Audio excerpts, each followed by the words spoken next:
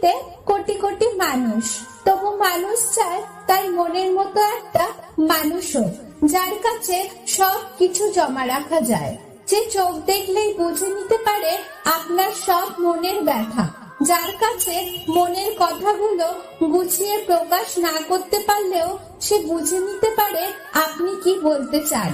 পৃথিবীতে আপনি সবাইকে বুঝতে পারলেও আপনাকে বোঝার মানুষের অভাব। এই এক জীবনে যদি আপনি এই ধরনের মানুষ পেয়ে যান, তাহলে আপনি তাকে আগলে রাখুন, কারণ সে যথাযথ চেষ্টা করছে আপনাকে বোঝার। আপনি তাকেই ভালোবাসুন।